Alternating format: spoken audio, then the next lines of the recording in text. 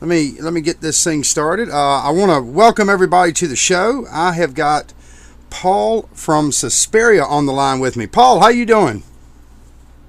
Doing fine, fine. Didn't mean to catch you there a little early there. I hope you had something good to eat for dinner. Yeah, actually, Indian food. Quite spicy, I might add. Woo! I can't do the Yes. Indian, man. It's a little too spicy for me.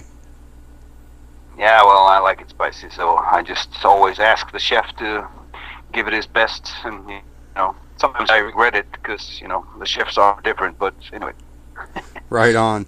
Well, I'll tell you what, man. If you would start by telling everybody out there a little bit about you and everybody in the band, and maybe where the name Susperia comes from. well, originally, actually, around '99 when we started out, we called the band Seven Sins. Actually. Turned out once we got the record deal with Nuclear Blast that there were quite a few bands calling themselves that particular name, and so it didn't work out. And we had an album coming out, and we needed to be a bit quick about it to get a new name. And I just one day happened to go through my old horror film collection, and I saw this film from Dario Argento, this Italian giallo horror film from the 70s called Susperia, and I thought, yeah, let's just change one letter in that and then use that, and yeah, the guys thought it was cool, so that's where that name comes from, actually, inspired from the Italian horror movie. Nice. So now, tell me a little bit about you and the rest of the guys in the band, and what all they do in the band. What they do in the band? Yeah, I know that you are the vocalist. Yeah, all right, I get you. There's my buddy, best friend, Memnock. He does the bass. I actually just came from him today because his wife turned 40 yesterday, so we had a big party for her. He's my best friend. I've been playing with him actually for 20 years. We've been in all kind of bands together since we were young teenagers, and yeah, we ended up in Susperia together. My drummer, Sjodalv, most people probably know, that he played in Dimmu Borgir. He was one of the founding members of Dimmu Borgir and jumped off that ship in '99 and started Susperia with Cyrus, one of the guitar players. And the final guy is Elvorn, the rhythm guitarist, also an old friend of mine. So we were like two teams that came together. Sjodalv and Cyrus were living, one side of Oslo, and us three, the other guys were living on the other side, and chance happened, we just found each other and clicked right there and then, and 12 years later, we're still the same five guys, that's quite rare. That really is. Yeah, I can't think of one band. I've tried many a times, and I've challenged other people to come up with especially a metal band that have kept the same lineup, of five people or more for that many years. I've got no sensible answers yet. I can't think of anyone actually. Now, how do you attribute that success of being able to keep all of these people together for so many years? Maybe lack of success.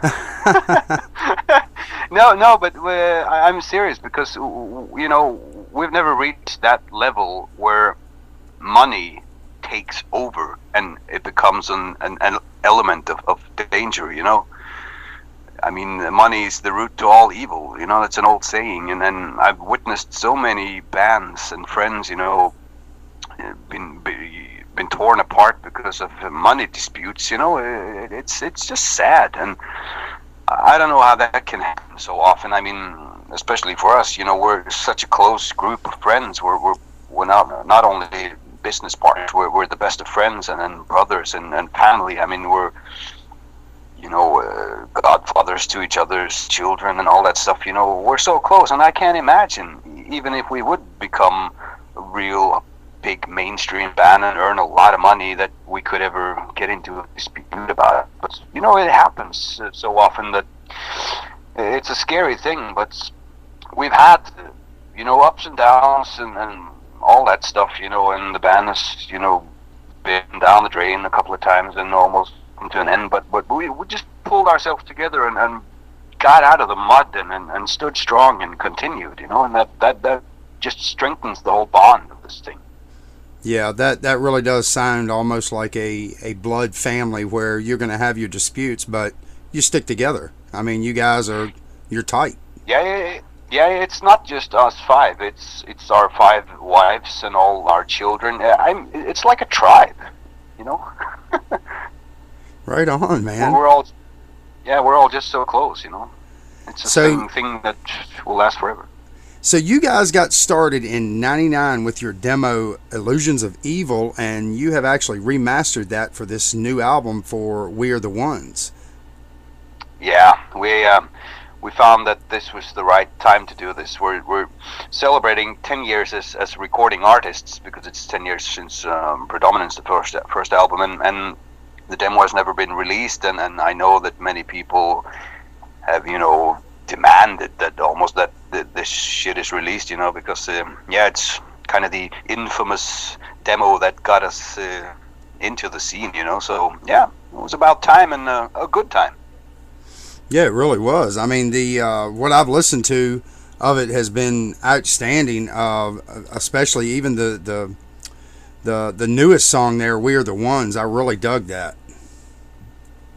Yeah, I'm very satisfied with that song. That's the first song that we, you know, entirely based on a symphonic thing. You know, just sat down and you know, made this with an extra member, temporary member in the band to make it into a symphonic song. We've never done that before, so first time, and yeah, I don't know if we got lucky, but it turned out really cool, and Mystis did a great job with the orchestrations there, so I'm happy with it. Right on, man. Where is tell me about your musical background. What actually got you into playing metal? I think I was about 11 years old, and after school, I joined a schoolmate. You know, we went home to his house, and his bigger brother had just bought the Kings of Metal album from Manowar on a good old LP, and the moment we you know, walked in the door, he put it on, and I was sold there and then. I just lost my soul and heart to this music. I was like, what is this stuff? You know, I'm just fresh off Samantha Fox or something, you know. I heard metal for the first time in my life. I was just, yeah, born again almost. And from that moment, I just knew that my path would be the pursuit of this life and this energy and this feeling, you know, no matter what. And I wanted to be in a band myself and sing like that. So yeah, that's how it all started out. Wow, that's pretty good. That's shit. When you were 11, how old are you now? Now I'm 34. That's pretty good. That's like 25 years almost. That's a long time. Yeah, it is. But looking back, I wouldn't want it any other way. You know, there's a lot of ways you can go in life and a lot of stuff you can do. But yeah, I'm happy. We're happy with what I chose. You know, I really am.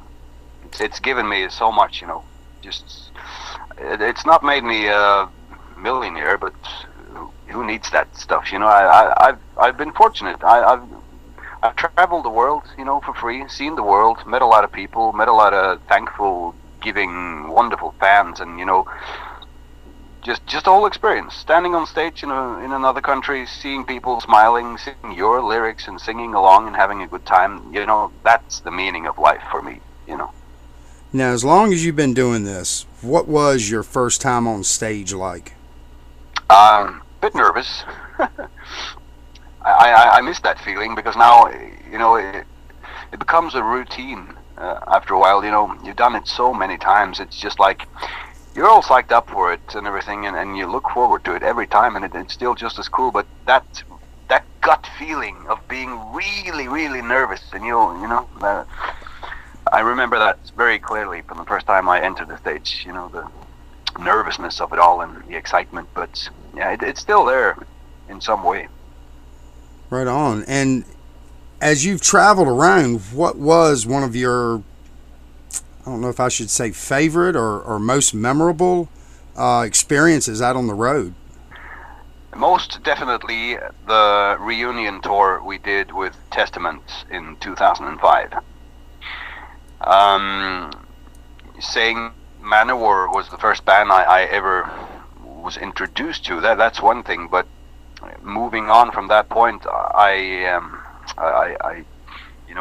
experienced a lot of music and all the classics, Metallica, Slayer, like we all did when we were teenagers. But I lost my heart to Testament, particularly. That became my all-time favorite band and has been ever since. And when we got the phone call 6 years ago, and the management asked us if we wanted to be special guests on the Testament tour. I mean, come on. Of course we wanted to. So we did it, and I fell off my chair and like, is this true? I'm gonna meet the guys finally, and then a dream come true. And that was such a nice time.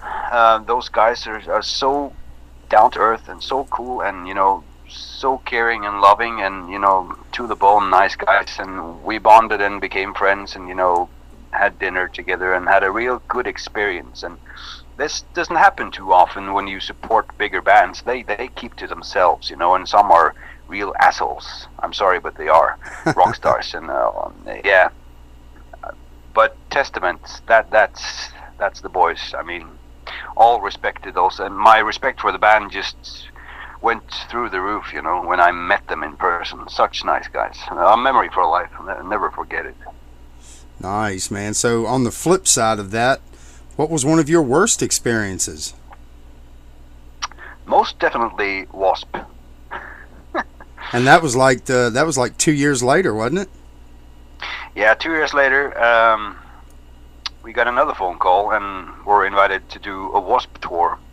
Of course, excited. I've always loved Wasp, and some of his songs are some of my favorite songs, and I was, again psyched up and felt fortunate getting this opportunity. And we went out on the road with high hopes, but he turned out to be a very, very strange man. And I don't know if he's paranoid or something, but we weren't allowed to be in the same room when they had sound check, and we had restrictions on this and that, and they effed up the sound for us every night, and there was so much bullshit all the time. So we ended up actually canceling the last remaining shows because we felt so poorly treated. There was no point to it anymore because we couldn't do our stuff.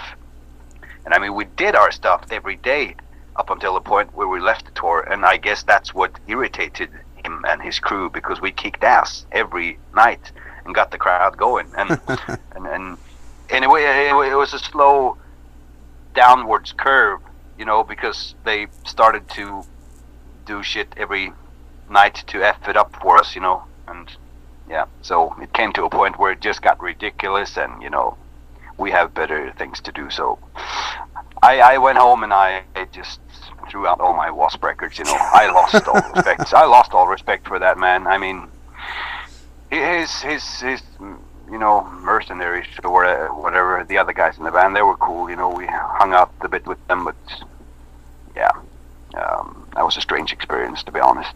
Yeah, that's kind of messed up. And when you mentioned about how they screwed up the sound, that is so true. That I've been out to see some bands that really great sounding bands, and all it takes is a poor person at the soundboard to just make them sound like shit.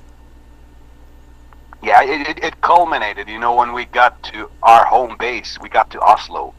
We were all psyched up to support Wasp in our hometown, and 1 minute into the first song, somebody, I don't know who, they cut the sub, the bass in the whole arena. So we had the poorest, shittiest sound ever, and it was like, after that show, we're not going to do this anymore.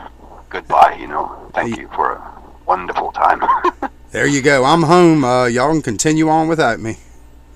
Yeah. Good luck. So now with the, let's see if I've got this right. Not including We're the Ones, you have put out, 5 albums? 5 full-length albums, yeah, and 1 EP. So now with those, with that many songs, which songs do you perform the most when y'all are doing stuff live? We hardly ever do anything from the two first albums anymore. I don't know why, actually, because I know there's a lot of fans craving those songs, and you know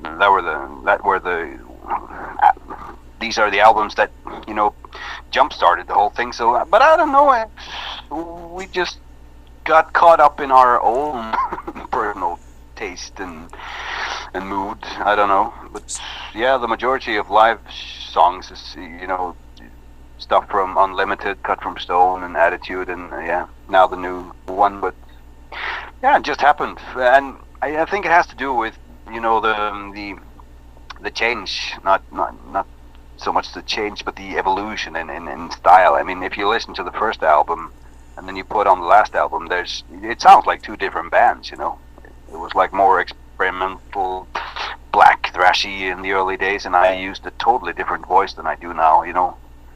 So yeah, I don't know.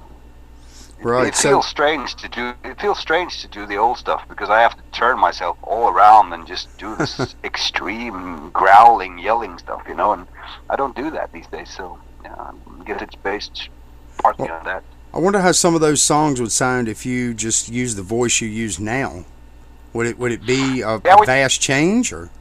We tried it once at one gig. I remember we picked up some old songs from the first two albums, and I did those songs with my current voice. Right. And I got the shit from the crowd after the show. They came up to me, "What are you doing? Destroying the songs, and you have to do your old voice and blah blah blah." And yeah, I knew there and then that either we do it the old school way or we don't. So I guess that's part of it all. So you guys, y'all have been together, and you're so tight over all these years. You pretty much, as a group, decide, okay, this is what our set's going to be for the night? Yeah. Or does one person have more say than the other? No, we just, prior to a gig or something, we just meet up at the rehearsal room and just brainstorm through what we should and need to play now, and we just try something out, and, whatever feels right and works the best, we include, in the set list, so, yeah. Now, within the band, who writes the lyrics and who writes the music? Is it all together or one person? I write all the lyrics. I get inputs, sometimes from the other guys, a sentence here, a sentence there, and a basic idea. But I do 99.5% of all the lyrics, and I just like to fiddle with this on my own and do my own stuff, and work it all out, in privacy, with my glass of wine and, whatever. So the guys are fine with that, and they leave it all up to me. Most of the music has been written by Cyrus, the lead guitarist, because, he's a real work iron, and he has his own studio at home and, jams all the time, so it just becomes natural that he makes a lot of music, of course. But the latter half of our recording career, on the previous 2-3 albums, we have done it, as a group, gathered all of us at his house, and just he presents his stuff, and we arrange it together, But mostly he writes the music and stuff, but it's arranged into completion as a group thing, So now, where do most of your lyric ideas come from? It's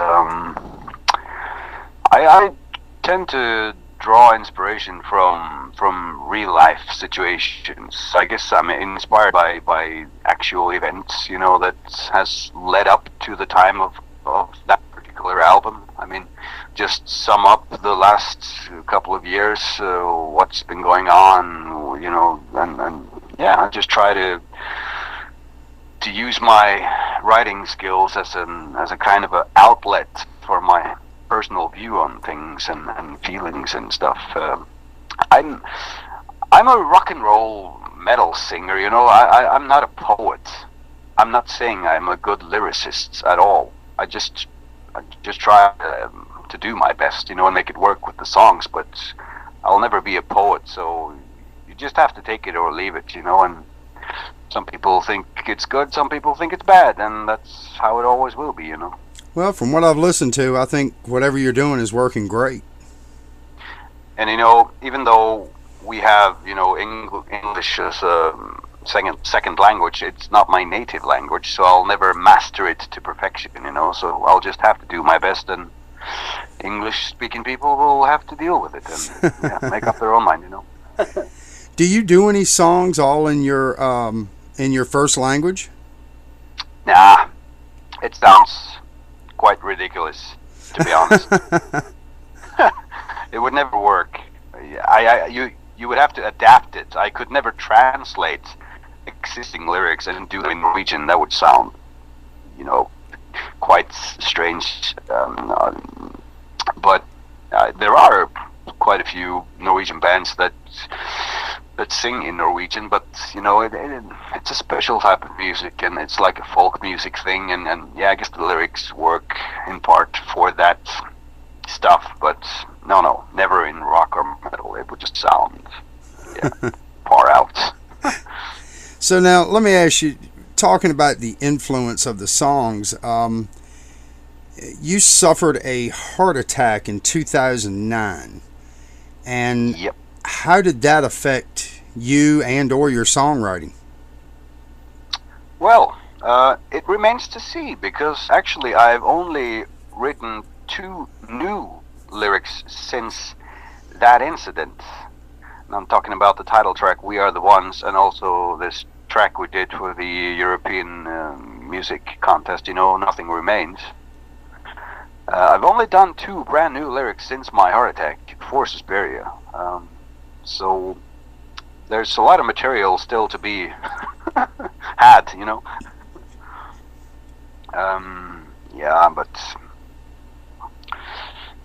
I wrote, you know, I also sing for Chrome Division, you know, my other band, my rock band, and I did one lyric there called The Magic Man, where I write about that very night I got my heart attack. So that's a real personal text right there. But yeah, I guess I'm changed as a person and as a man, you know. I have a totally different view on life, and everything has changed for me, you know. So I'm quite curious myself how the next full-length Susperia album will be like, if it will be even more depressive. I don't know. Is that something y'all are currently working on?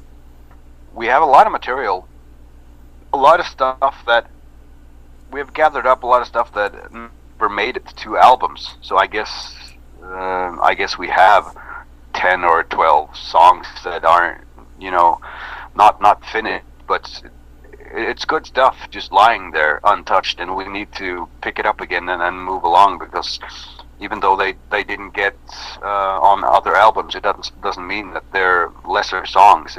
We just had enough, and it didn't, you know, have the time to finish it all. So I'm really excited. There's a lot of good material lying around that we are going to pick up and work on. So yeah, I'm excited about that. I have some ideas in my head I want to get out there. Nice. And the release of We Are the Ones is set for this November 11th, which is 11/11/11. What special plans do you have for the release night? We Are the Ones. Quite a self-righteous title, ain't it? Yeah. Yeah. Just, you know, that being said, We Are the Ones as the title of an album, it doesn't mean that we put ourselves above anyone else and claim that we are the ones. That's not the meaning of the sentence. It just reflects our unit, our tribe, you know, as we spoke about earlier, that we're so close. So the title of the new album, the anniversary album, it's just a moniker. It's just a description of how we are as a group. You know, we are the ones. We have never changed one single member. So yeah, that's what the title means, if people wonders. That's exactly what I was thinking. Yeah. And your question was, what are our plans? Yeah, y'all. Do you have something special you're doing that night? Well, we can't do a gig because Cyrus, he's on tour then with Dimmu Borgir. They're renting him. Yeah, Cyrus is part of Dimmu's current live lineup, so he's helping them out on tour, so we can't do a gig. We're all a big family up here. We help each other out and, lend each other musicians, to fulfill bands. That's nice. It's always been like that. A nice big family. But anyway, we thought maybe we'd just, gather a bunch of people at the local bar down in Oslo and do just a casual, laid-back release party. Just play the album, give out some merchandise, and have a few beers, and just have a party. And yeah, that's as far as the actual celebration goes. But we've booked quite a few shows around the country. So starting December, we're gonna go on like these weekend trips, do a Friday, Saturday show all around, and just move around the country really. And we're really working hard on next year's festival season. I think we're confirmed for 3 festivals already, and there's more to come. And yeah, we have a lot of stuff to do. It's not just about releasing an album. It's more work than that, because we're our own record company now, and we got to close down deals with different distributors all around, and we have to do all the booking ourselves. And we have total control of everything now, from our website to the last signature on any contract. It's all up to us now. So yeah, we got our hands full really. Oh, that's great. So you are truly independent. Yeah, we've been up and down. We've been around. We've been through quite a few shitstorms, and we've had different managements, a lot of labels, and we know the business by now good enough to not sell out to anyone anymore. I mean, who needs a record company these days, really, if you have some sense, because all record companies do today is lend you the money to go into studio, and then they own your ass and your songs for 20 years, and then take half the cake of all what you make. And what's the point of that, really? If you can fund your own recording, I mean, this is an advice to all young aspiring musicians. If you can record your own album, I mean, control it yourself and just sign distribution deals and do it yourself, your own marketing promo campaign. Just own your own material. Do not sign it away and sell your stuff, because you'll never get it back and you'll get ripped off, So yeah, that's the advice of the day. It's almost like selling your soul, isn't it? Yeah. The album We Are the Ones, you've got 2 original tracks, and then you've got 3 of the tracks that were originally on Unlimited, Vindication, and Cut From Stone. And the one song, Cut From Stone, was the one I think I enjoyed the best. That has such a huge orchestral sound to it. Yeah. The original didn't have all that orchestra behind it. No.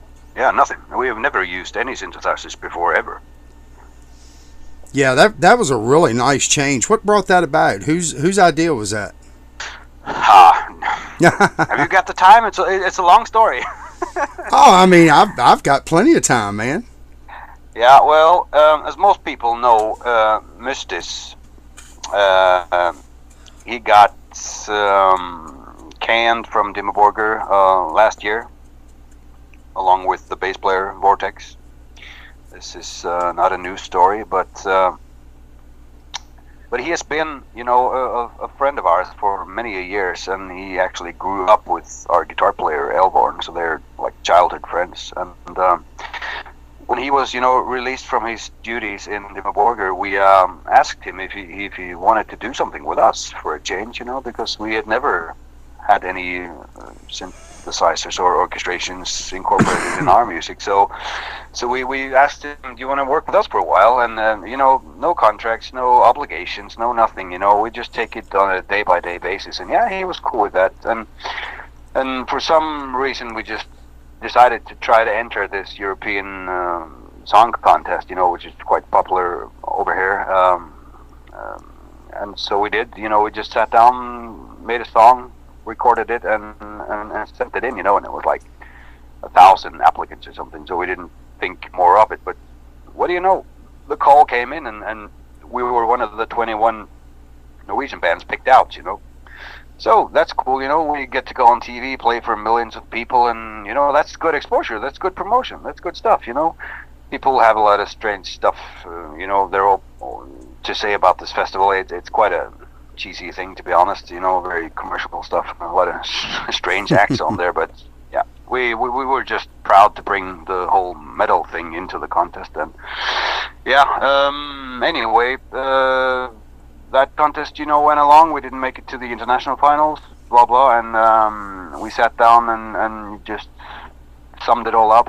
What to do now? Yeah, we're celebrating 10 years now. We should do something. So, yeah, Mistress, do you want to work with us a bit more? Yeah, sure. And we started on re-recording these old songs that you mentioned, and we brainstormed and try to decide on what songs deserved a makeover. And it was quite natural to pick Devil Maker, Cut from Stone, and The Bitter Man, because they are quite melodramatic,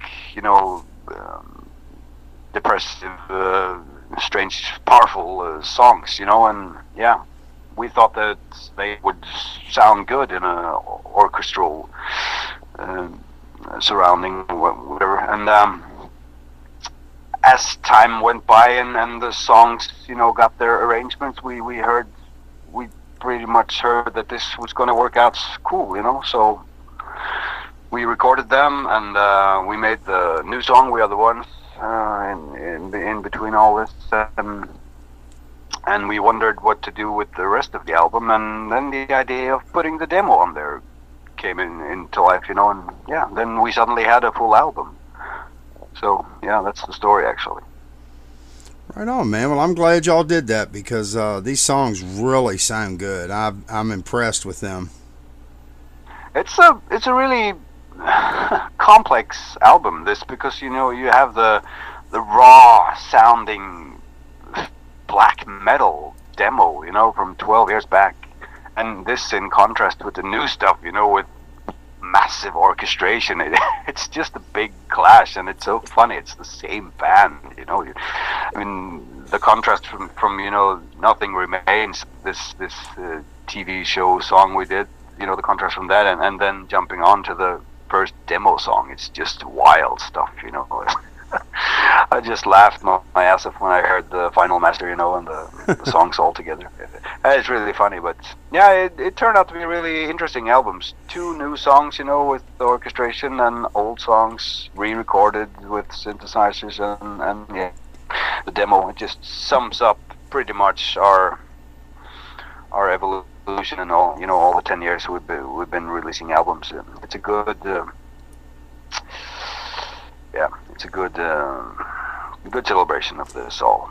Yeah, it really is. It's a real good example of the 10 years of your music from the beginning to what you have now. Yeah, all the aspects, all the corners we have touched, and everything, Right. And let's see, you do maintain a web page. That was Susperia.net, is that right? Correct. That's one of many. One of We're many. also on Facebook. Yeah, facebook.com/Susperia, and we have a YouTube channel, a Reverb Nation site, MySpace, all that stuff. We're really out there now. What is the easiest place for someone to be able to buy this CD? I don't know when we're going to have physical copies available in America. I guess that will take some more time, but it's always going to be available on iTunes, Amazon, all the commercial places you can go to get music. You'll find the album from the 11th of November, and if people want a hard copy of the CD, they can go to some European websites and order it. I guess that's just as easy as any American site, you know. Well, you have the digital download right there from Susperia.net as well. Yeah, maybe not direct download, but we'll have all the links, you know, to where you can get them. Right on, man. Well, I'll tell you what, I think you did answer my question about your advice for other people that wanted to form their own band, but I'm about out of questions. Is there anything else you would like to let the Metalhead Radio listeners know? I want to just say, you know, thank you for tuning in and catching up on the whole Susperia story and our celebration of our 10 years. I just hope you finally will enjoy the infamous demo recording, which we now finally will release, and hope you will enjoy the cooperation we had with Mystis, and he's been a wonderful partner to have in the band now for a 6 months period, and yeah, the work we have done together, it's been amazing, you know, and I hope our fans will enjoy it, and fans of him, you know, from his time in Dimmu. I'm guessing a lot of people is wondering what he's doing now, and yeah, this is what he's doing now. He's releasing an album with Susperia. Yeah, and if you want, I would really like to, you know, get your feedback on what you think of the new sound of Susperia now in orchestral, you know, terms. So log on to Susperia.net and, you know, and leave a comment and say hello and tell us what you think about the album, because yeah, we really want to know if this is something we should continue working on, you know, doing more of this stuff, or if you want us to go back to the more brutal stuff. I know we're talking about doing that, so yeah, just come on into our social network and leave your comment, and we'll take it, you know, under advice. There you go, people. This is one of the rarities where a band is saying, give me your feedback. I want to hear what you've got to say about it. So y'all get into Susperia.net and let them know what you think. We could go anywhere from here. I guess it's all up to you. All right, man. Well, I appreciate you spending taking the time out to share a little bit of yourself on here with our listeners. Anytime. And I'll tell you what, I'm going to get ready to spin your CD for these people. So you're going to get a chance to hear this and be able to send your feedback over to Paul and the guys and let them know what you think of it. Yeah, cool. All right, man. Thank you very much. Thank you, sir. Talk to you later.